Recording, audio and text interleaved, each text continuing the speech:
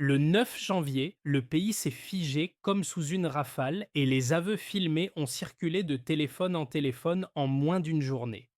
L'argent évoqué, les trajets secrets, les visages exposés, ce qui n'était qu'un soupçon est devenu une certitude brûlante, et la rue a basculé de l'attente vers la colère. Que reste-t-il d'un État quand la loyauté se mesure en heures et qu'Ibrahim Traoré demeure immobile sans commentaire pendant que le procès commence déjà dans les marchés? Une semaine tendue s'ouvre et la confiance devient l'enjeu. Cette histoire ne parle pas seulement d'arrestations ou de vidéos diffusées à la hâte. Elle pose une question plus large, ce qui arrive quand la confiance publique devient plus fragile que la sécurité elle-même. Pour le spectateur, l'enjeu est clair. Comprendre comment un État réagit quand la rue juge plus vite que les institutions et ce que cela dit de la solidité du pouvoir. Au Burkina Faso, chaque révélation a déplacé le débat. On ne demandait plus seulement qui avait trahi, mais si l'autorité pouvait encore convaincre sans recourir à la peur. Ibrahim Traoré se retrouvait ainsi au centre d'un test silencieux, non pas militaire, mais moral. L'affaire a aussi révélé un mécanisme universel. Quand les preuves arrivent par fragments, quand les chiffres remplacent les discours, la population cherche des repères simples, des actes cohérents, un rythme, une logique lisible. Ce récit promet donc autre chose qu'une chronologie. Il propose de suivre comment un pays entier a appris en quelques jours que la survie politique dépend parfois moins de la force que de la capacité à être crue. Et si cette crise disait autant de nous que d'eux? En moins de 24 heures, une série de vidéos et d'aveux a suffi à retourner l'atmosphère de Ouagadougou. Dès le 9 janvier, les autorités annonçaient des interpellations et évoquaient des flux d'argent, donnant à la crise une dimension immédiatement mesurable. Ce basculement rapide n'est pas né d'un seul événement, mais d'un enchaînement. Avant même l'aube, les messages circulaient déjà de quartier en quartier.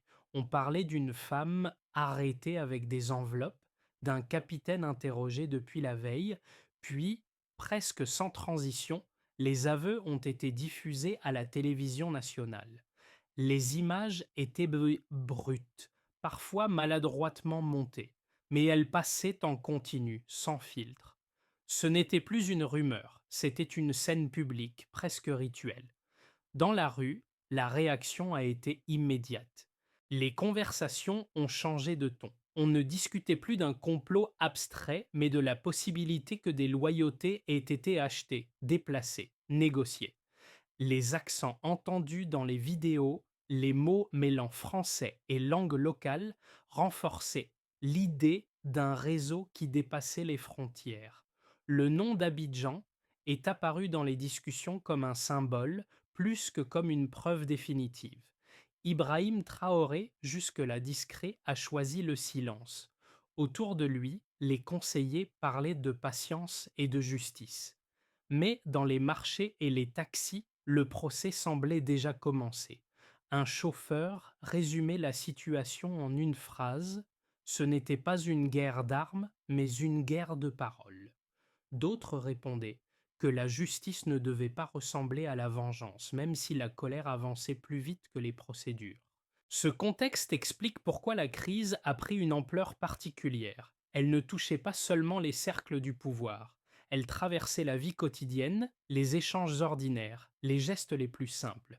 Chaque nouvelle vidéo devenait une pièce d'un puzzle anxieux, et chaque silence officiel était interprété comme un signe, soit de maîtrise, soit d'inquiétude. En quelques heures, le Burkina Faso s'est retrouvé face à son propre reflet. Un État sommé de prouver chiffres et actes à l'appui qu'il pouvait encore être cru. Pour comprendre ce que cette crise a provoqué immédiatement, il faut quitter les communiqués et descendre dans la ville. À Ouagadougou, les premiers signes n'ont pas été des manifestations massives, mais des micro-changements. Les marchés fermaient plus tôt, les conversations se faisaient plus basses, les téléphones passaient de main en main, chacun voulant revoir une séquence, réécouter une voix, chercher un détail qui confirmerait ou infirmerait ce qu'il croyait déjà. Un chauffeur de taxi racontait que ses clients ne parlaient plus de destination, mais de loyauté. Entre deux courses, il répétait cette idée devenue commune. Ce n'est pas la guerre des armes qui inquiète, mais celle des paroles. À l'autre bout de la ville, une vendeuse de légumes expliquait qu'elle observait les chiffres annoncés comme on lit la météo pour savoir si la journée serait calme ou tendue. Tant que les comptes sont montrés, disait-elle, on peut encore croire.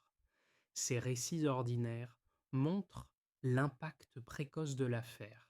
La crise ne s'est pas imposée par la violence immédiate, mais par une tension diffuse. Les gens continuaient à travailler, à se déplacer, à vendre, mais avec une vigilance nouvelle. Chaque information devenait un signal contradictoire, preuve de fermeté pour les uns, aveu d'inquiétude pour les autres. Dans les administrations, le climat était similaire. Les employés parlaient-en moins, relisaient davantage, évitaient les commentaires inutiles. Personne ne voulait être associé à une rumeur ou à une interprétation hâtive. La confiance, déjà fragile, semblait désormais conditionnée à la capacité de l'État à rester cohérent d'un jour à l'autre. Ainsi, avant même les grandes décisions politiques, la crise avait déjà produit un effet tangible. Elle avait déplacé le centre de gravité du pays vers une attente silencieuse, lourde, où chaque geste comptait. Tout a commencé par une activation brutale. Avant même que les autorités ne puissent installer un récit stable, les aveux ont été rendus publics. Les images ont circulé sans hiérarchie, sans mise à distance, donnant l'impression que le pouvoir lui-même courait derrière les faits. Le 9 janvier au matin, ce qui devait être une affaire traitée dans des bureaux fermés s'est retrouvé exposé sur les écrans nationaux. Cette diffusion a agi comme un déclencheur. Elle a transformé une enquête en événement collectif immédiat, impossible à contenir.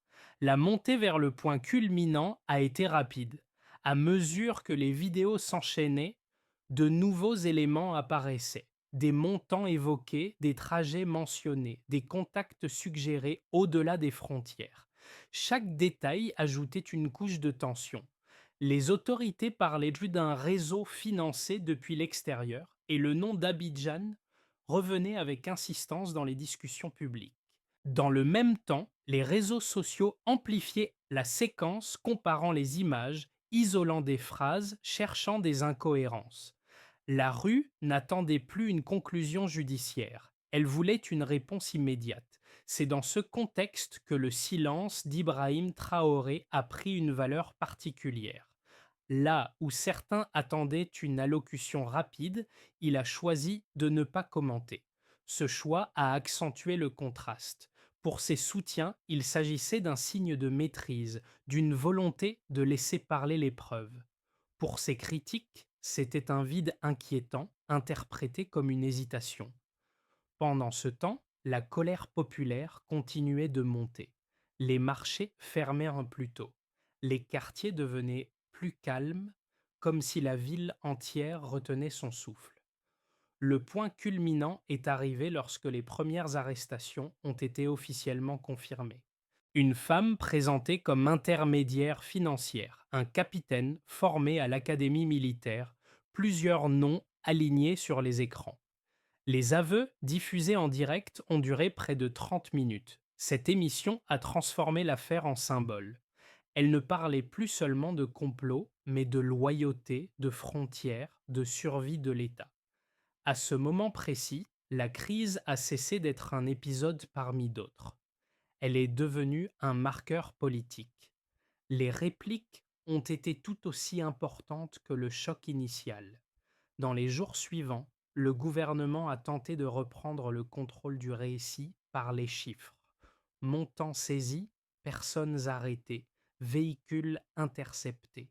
Chaque nombre était présenté comme une preuve de transparence. Mais ces données ont aussi produit un effet secondaire. Elles ont déplacé le débat. On ne demandait plus seulement ce qui s'était passé, mais ce que ces chiffres cachaient encore. Combien d'autres mains restaient invisibles? Cette phase de résonance a installé une tension durable. Les conversations se sont déplacées de la colère immédiate vers une inquiétude plus profonde. Les partenaires régionaux observaient avec prudence. Les acteurs économiques commençaient à calculer les conséquences. La crise, née d'une journée, avait désormais ouvert une séquence longue, faite de doutes, d'attentes et de décisions à venir. C'est à ce moment-là que l'affaire a cessé d'être uniquement un scandale pour devenir une épreuve de confiance, dont les effets allaient bien au-delà de la semaine initiale. Le basculement s'est aussi mesuré en chiffres, et c'est là que l'État a tenté de reprendre l'initiative. Avant la crise, les autorités communiquaient surtout par discours et symboles. Après le 9 janvier, elles ont choisi une autre grammaire, des données, des tableaux, d'une mise à jour quotidienne. Selon les chiffres officiellement annoncés, 19 personnes ont été arrêtées dans les jours suivant la diffusion des aveux. Ce nombre voulait signifier que l'enquête ne se limitait pas à des figures secondaires, mais qu'elle touchait un réseau plus large, structuré. À cela s'ajoutaient 7 transferts d'argent interceptés et 3 véhicules saisis, présentés comme des éléments matériels venant appuyer les confessions télévisées.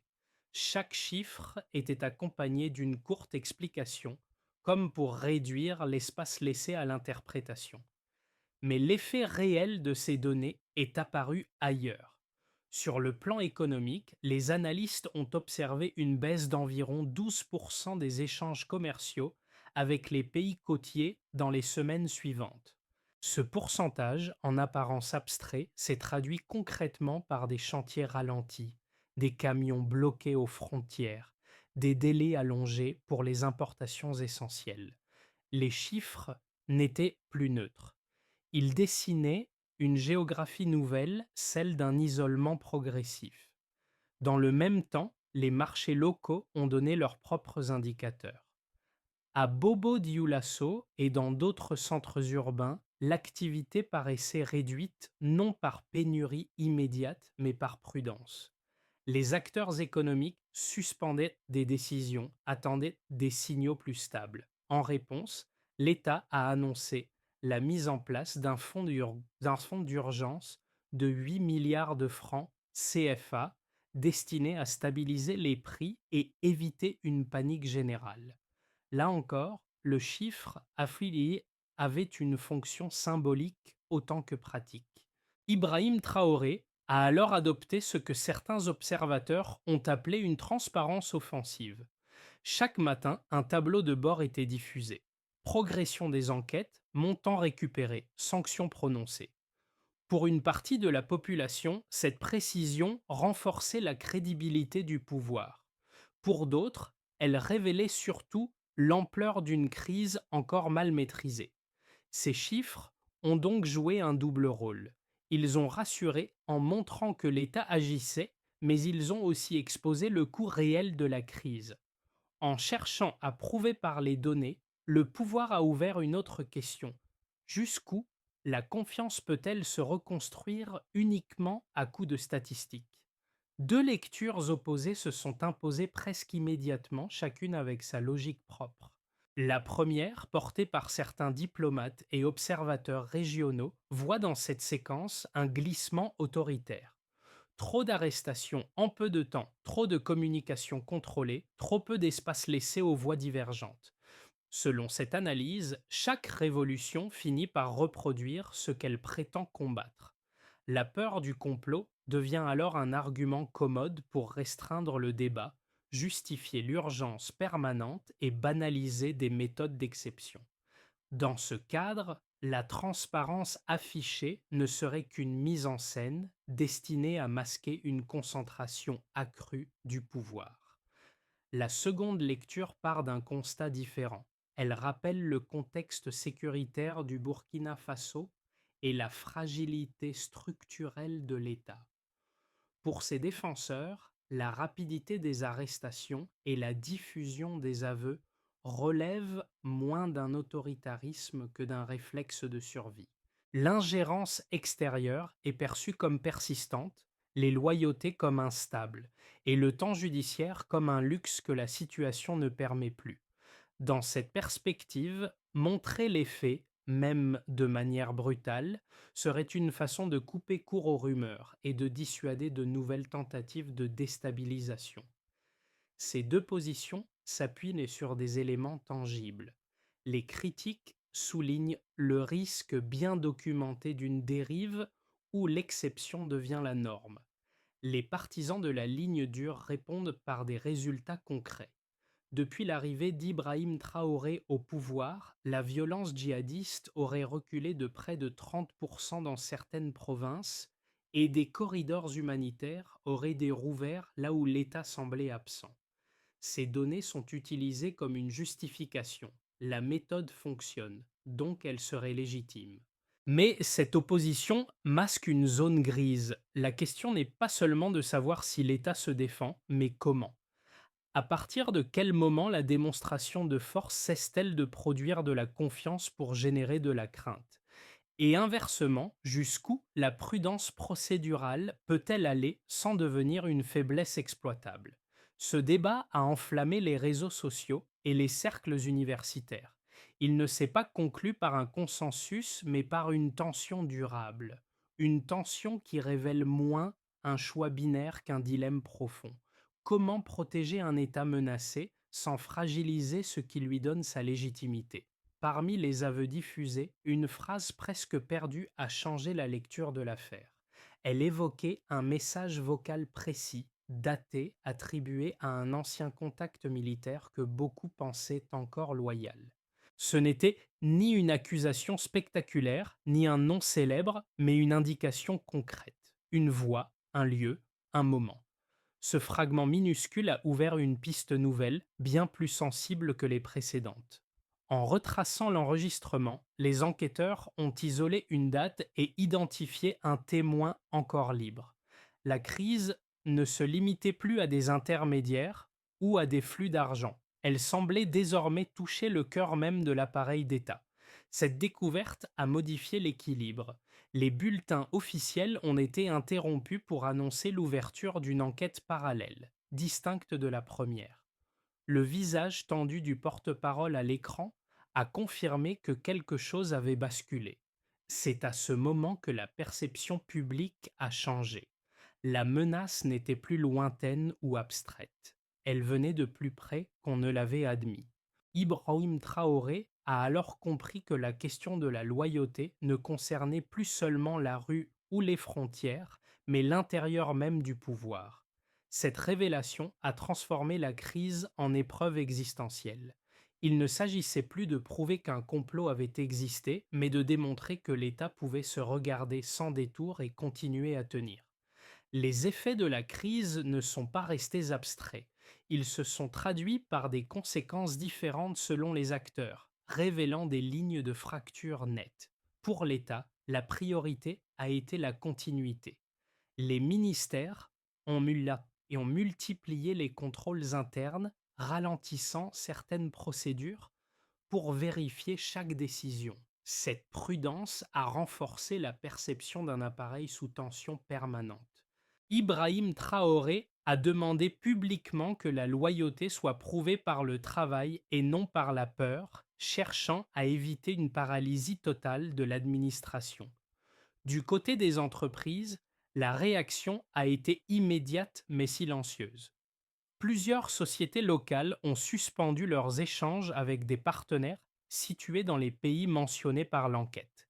Les importations ont chuté d'environ 15% en 2 semaines selon les estimations relayées par les analystes.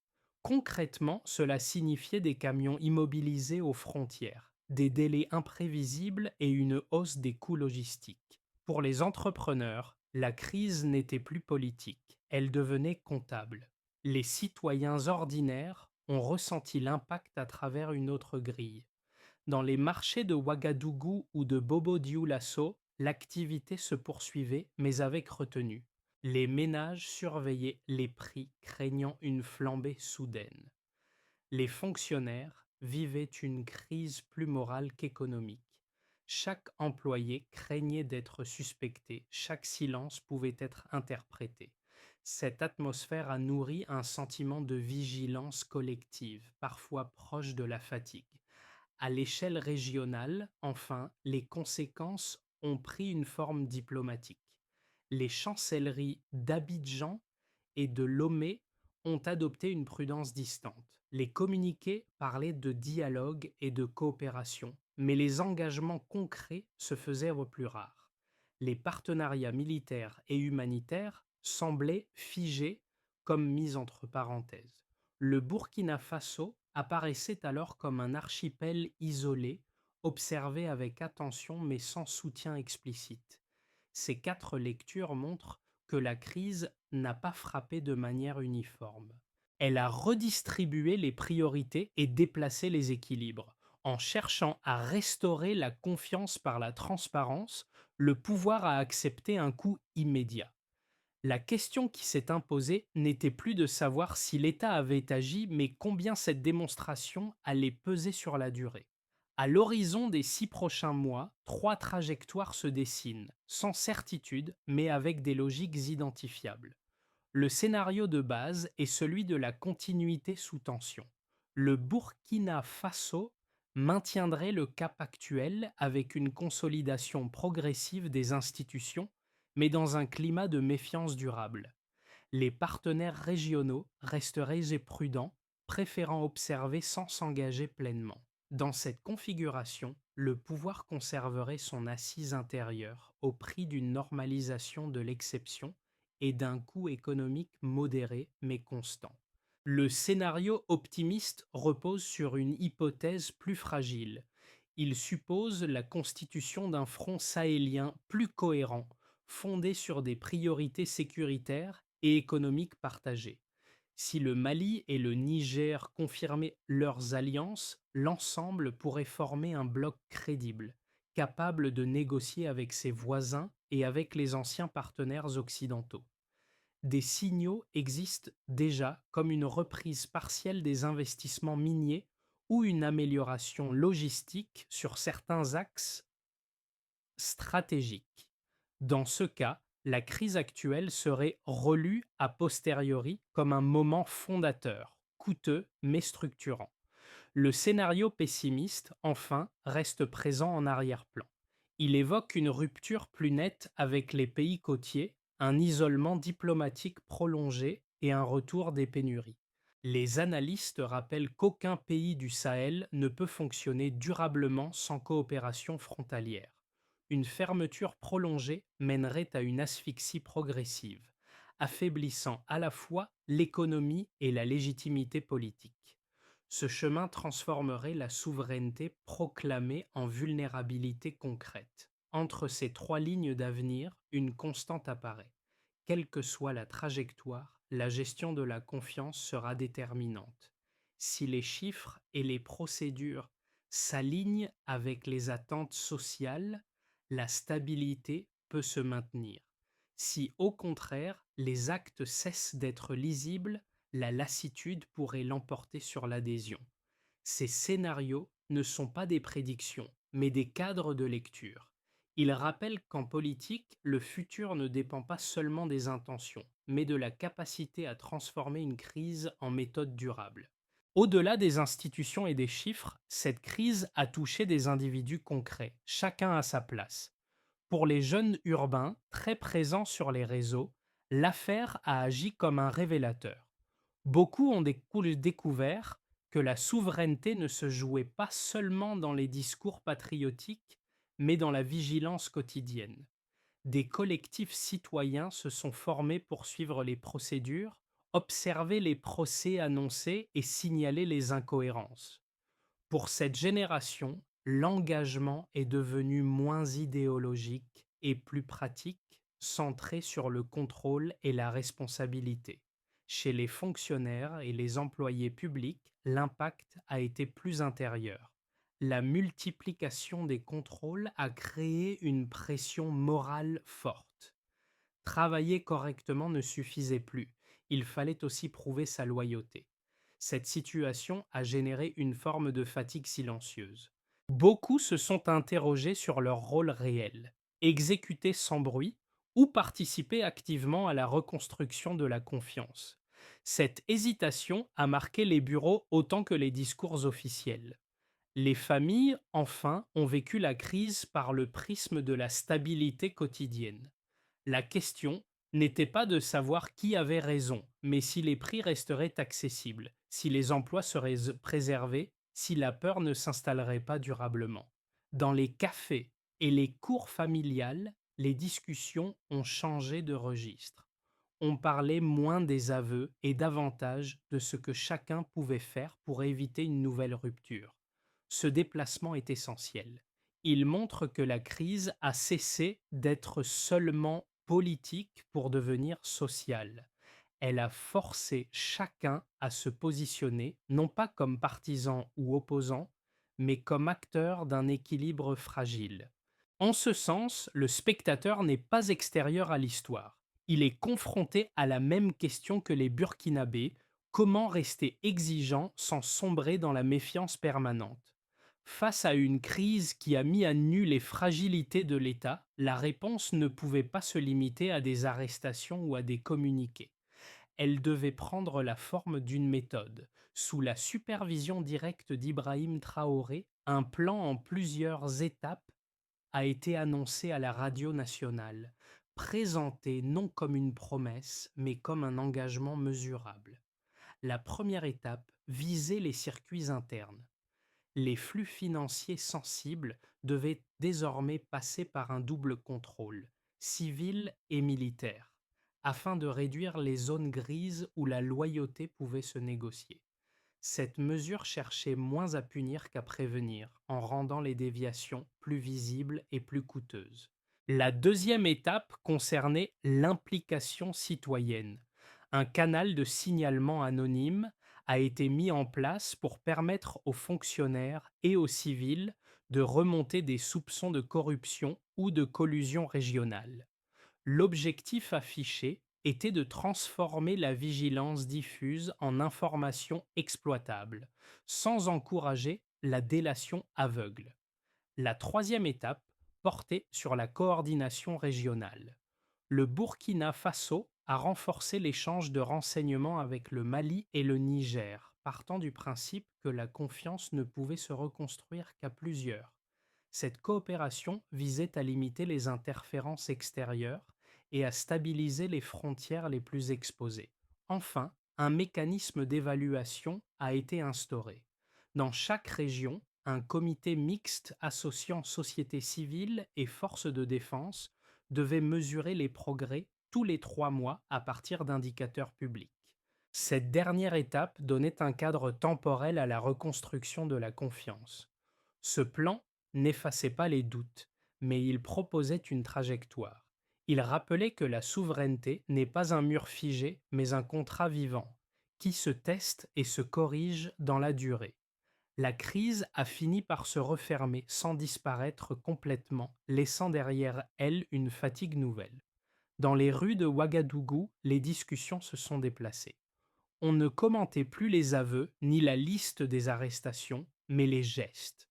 Un président moins présent à la télévision, des ministres envoyés au front médiatique et des apparitions publiques plus sobres. Ce retrait partiel n'a pas affaibli l'image du pouvoir.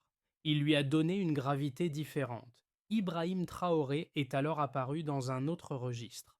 Lors d'une cérémonie dédiée aux familles de soldats tombés, il n'a pas prononcé de long discours. Il a posé une main sur l'épaule d'une mère en deuil et resté immobile sous le soleil pendant que les caméras cherchaient des mots qui ne venaient pas.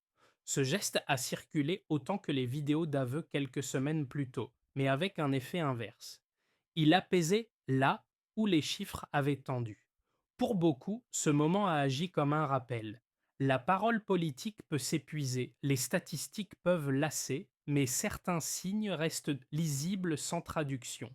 Les familles de soldats y ont vu un respect silencieux. Les jeunes, un rappel que le pouvoir reste humain tant qu'il accepte de se taire.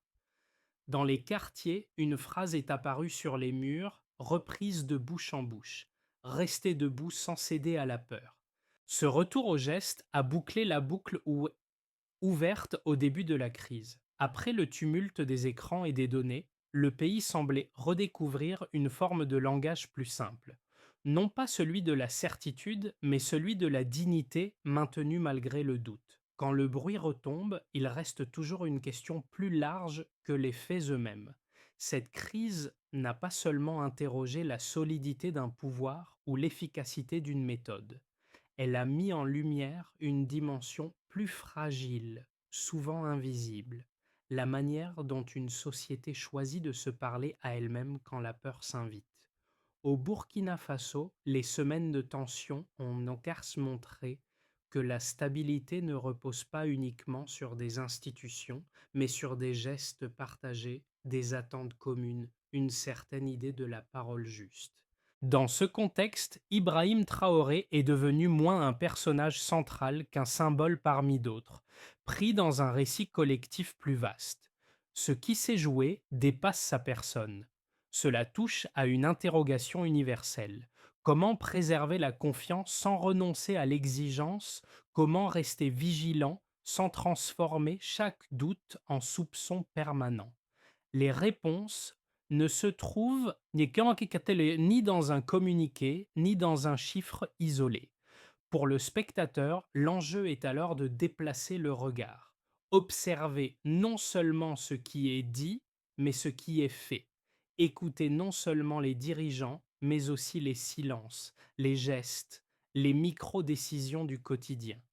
La politique cesse d'être un spectacle lointain pour redevenir une expérience partagée, faite de choix modestes mais répétés. Alors la question finale n'est pas de savoir qui a gagné ou perdu cette séquence. Elle est plus simple et plus exigeante à la fois. Quand un pays traverse le doute, quelle parole mérite encore d'être crue et quelle part de responsabilité chacun est prêt à prendre pour qu'elle reste digne.